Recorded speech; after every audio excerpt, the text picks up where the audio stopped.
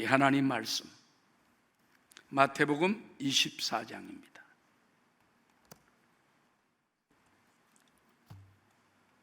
마태복음 24장 3절로 14절까지 말씀 되겠습니다. 조금 길지만은 우리가 굉장히 중요한 말씀이기 때문에 우리 한 목소리로 24장 3절로 14절까지 합독하시겠습니다. 예수께서 감람산 위에 앉으셨을 때에 제자들이 조용히 와서 이르되 우리에게 이르소서 어느 때 이런 일이 있겠사오며 또 주의 임하심과 세상 끝에는 무슨 징조가 있사오리이까? 예수께서 대답하여 이르시되 너희가 사람의 미혹을 받지 않도록 주의하라. 많은 사람이 내 이름으로 와서 이르되 나는 그리스도라 하여 많은 사람을 미혹하리라. 난리와 난리 소문을 듣겠사는 너희는 삼가 두려워하지 말라. 이런 일이 있어야 돼 아직 끝은 아니니라. 민족이 민족을 나라가 나라를 대적하여 일어나겠고 곳곳에 기근과 지진이 있으리니 이 모든 것은 재난의 시작이니라. 그때 사람들이 너희를 환난에 넘겨주겠으며 너희를 죽이리니 너희가 내 이름 때문에 모든 민족에게 미움을 받으리라. 그때 많은 사람이 실족하게 되어 서로 잡아주고 서로 미워하겠으며 거짓 선지자가 많이 일어나 많은 사람을 미혹하겠으며 불법이 성함으로 많은 사람의 사랑이 식어지리라. 그러나 끝까지 견디는 자는 구원을 얻으리라. 이 천국 복음이 모든 민족에게 증언되기 위하여 온 세상에 전파되리니 그제야 끝이 오리라. 오늘의 말씀의 제목은 그리스도의 재림의 징조의 말씀입니다.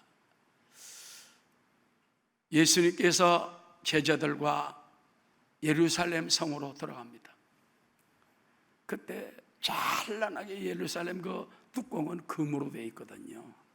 햇살에 반짝반짝 빛나면서 영화롭게 비치고 있으니까 제자들이 예수님 보십시오, 얼마나 굉장합니까? 근데 예수님 뜻밖의 말씀을 하십니다. 너희가 이것을 보느냐? 앞으로 예루살렘 성이 멸망해서 돌 위에 돌 하나도 남기지 않고 다 무너질 날이 오리라. 깜짝 놀랐어요. 그러면 예루살렘 성이 회파되고 이스라엘이 망한다는 얘기 아닙니까? 이게 세상 종말 끝인가? 제자들이 묻습니다. 예수님이 감람산 위에 앉으셨을 때에 제자들이 조용히 와서 묻는 것입니다. 주여 우리에게 이르소서 언제 예루살렘 성이 돌 위에 돌 하나도 남기지 않고 망할 날이 올 것이며 따라하시다. 주의 임하심과 세상 끝에는 무슨 징조가 있사오리까? 그래서 두 가지를 질문한 거예요.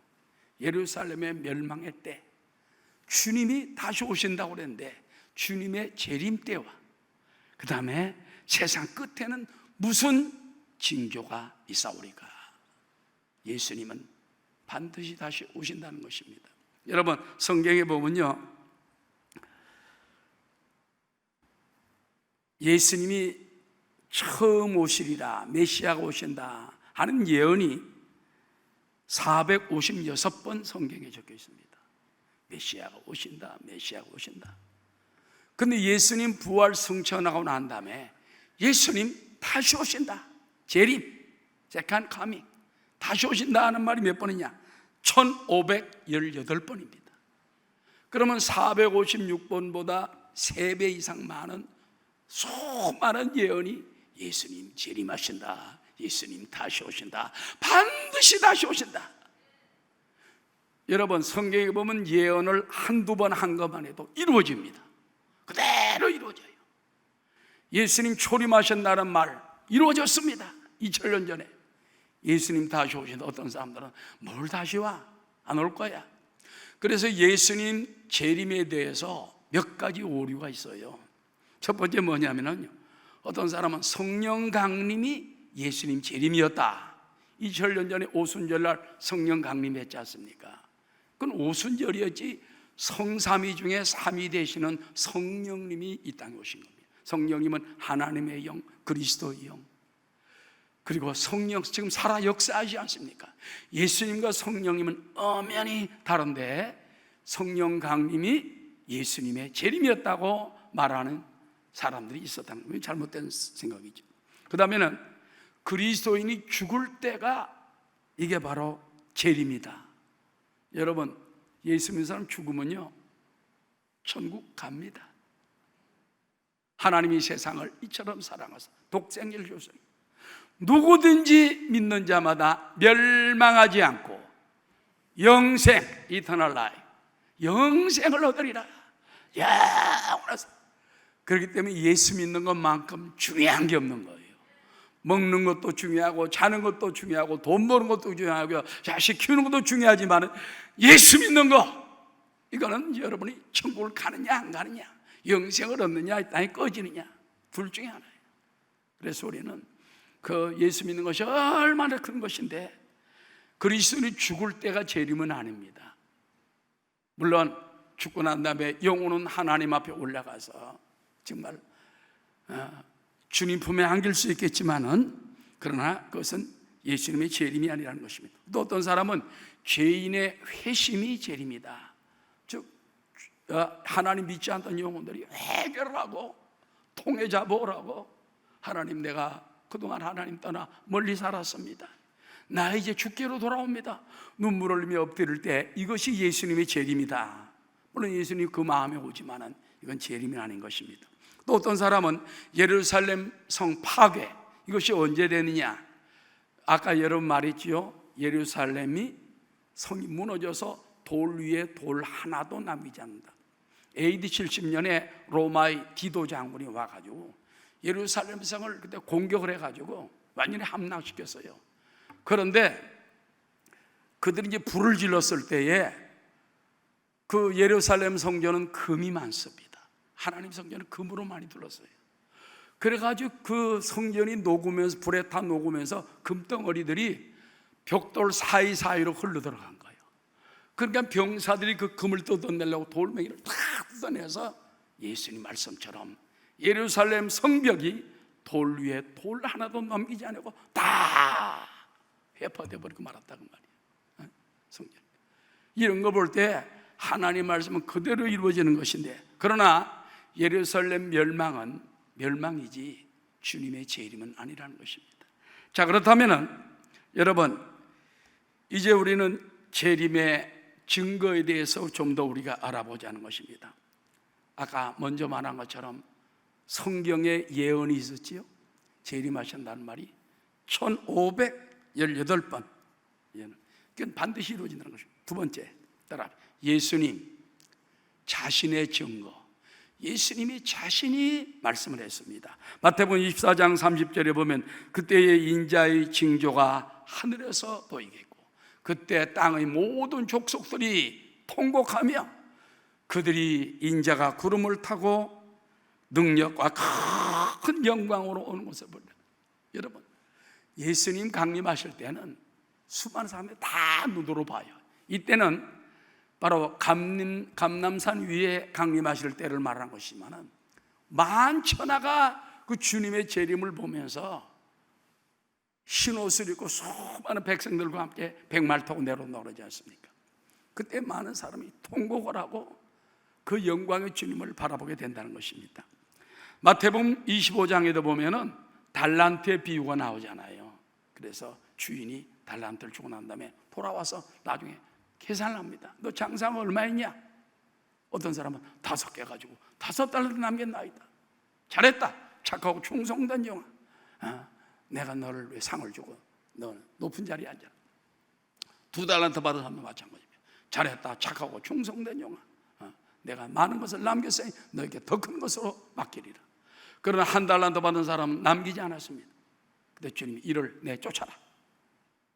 이에게 있는 1달란트를 빼서 많이 가진 사람에게 줘라. 그러면 5달란트를 장사해서 5달란트 남긴 사람, 이 사람에게 1달란트를 더 주는 거예요. 여러분, 1달란트가 어마어마한 돈입니다. 11달란트면 수십억이라는 재산이 되는 것입니다. 그걸 갖다 준 거예요. 그래서 그 주님께서 오늘도 여러분에게 달란트를 주었어요. 무슨 달란트? 구원의 달란트, 복음의 달란트, 예수 사랑의 달란트를 주었어요. 내가 주께 사랑받았으니 이웃을 사랑해야 되고, 용서받았으니 용서해야 되고, 복음을 전해야 되고 살려야 되고, 이 달란트를 열심히 굴려서 장사하는 여러분 되시기 바랍니다. 그 다음에 사도 바울의 증거가 있습니다. 데살로니가전서 5장 1절에 보면, 형제들아, 때와 시기에 관하여는 너에게 쓸 것이 없으면 따라 주의 날이 밤에 도둑같이 이룰 줄을 너희 자신이 자세히 알기 때문이다. 사도 바울은 그렇게 말했습니다. 때와 시기, 주님 오실 때와 시기는 언제냐? 주의 날이 밤에 도적같이 온다. 그러나 중요한 말이 있어요. 안 믿는 사람에게는 도둑같이 오지만은 믿는 여러분에게는 느낌을 줘요. 주님이 오시기 때문에. 할렐루야. 신랑이 신부에게 올 때 그냥 덥석 오지 않습니다. 어느 정도 시간을 딱 정해놓고 밤중에 오긴 와요. 그러나 우리에게 깨달음을 주는 것입니다. 그래서 그때를 당하여 우리가 기름 준비하는 삶이 되시기 바랍니다. 그 다음에 중요한 것이 있습니다. 신학자들은 세계 역사를 갖다가 6,000년으로 7,000년으로 사실 보고 있습니다. 그래서 하나님이 창조할 때 엿새 동안 창조하고 하루 쉬셨잖아요. 근데 성경에 보면 따라 하루가 1,000년 같다. 이게 베드로서에 나옵니다. 하루가 1,000년 같은 줄을 왜 알지 못하냐? 그러면 일주일 동안에 하나님 천지만물을 6일 동안에 만들고 하루 쉬셨는데 6,000년의 역사가 끝나면 1,000년 휴식기, 1,000년 주님의 왕국이 다가와요. 예수님 강림하시면요, 이 땅에서 1,000년 동안 여러분과 함께 다스립니다. 할렐루야. 그때 들림받았다 내려온 사람들은 전부 여기서 큰 일을 맡아서, 그때는요 100살에 죽는 사람은 아기 때 죽는 거예요.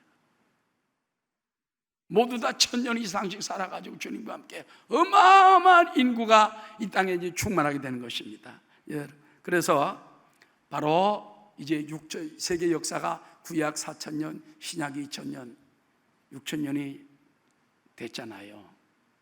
지금이 1,000년 안식일 때, 1,000년 왕국 때가 다가오지 않냐. 그럼 이런 것으로 볼 때에 바로 안식의 법을 통해 가지고 주님 오실 날이 정말 가까웠다, 우리 느낄 수가 있다는 것입니다. 할렐루야. 주님 다시 오실 때까지 나는 이 길을 가리라. 좁은 문 좁은 길 나 지고 주 어떻게 잘 썼어? 해봐요.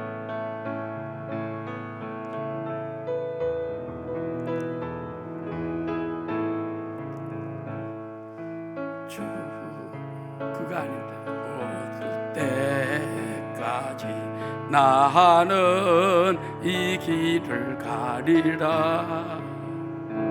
좁은 문 좁은 길 나의 십자가 지고, 나의 가는 이 길 끝에서, 나의 가는 이 길 끝에서 나는 주님을 보리라. 영광의 내 주님 나를 맞아주. 주님 다시 오실 때까지, 주님 다시 오실 때까지 나는 일어나 달려가리라. 주의 영광 온 땅 덮을 때 나는 일어나 노래하리. 내 사모하는 주님 온 세상 구주시라. 내 사모하는 주님 영광의 왕이 마지막 세 번째 우리가 알고자 하는 것은 재림. 재림은요, 말세를 말하는 거예요. 사람의 끝은 언제입니까? 죽음이 끝입니다. 세상의 끝은 언제입니까? 말세라고 말하지만 우리 기독교적인 말세는 따라봐, 주님이 재림하실 때가 그날이 말세입니다. 세상 주님 오시게 되면 그때는 세상 끝이에요. 주님이 새로운 세계를 우리 가운데 이루어주게 되는 것입니다. 자, 그러면은 재림, 주님 재림의 징조가 어디에 있습니까? 오늘 저와 여러분이 읽었던 마태복음 24장 3절부터의 말씀에 나와 있습니다. 여기 보면은 제가 여러분이 다 읽었기 때문에 몇 가지로 간단히 설명을 하겠어요. 사람의 미혹을 조심하라. 사람들이 많이 미혹하는 사람이고, 두 번째, 거짓 그리스도가 나타나서 내가 그리스도라, 거기에 수많은 사람이 끌려가는 거예요.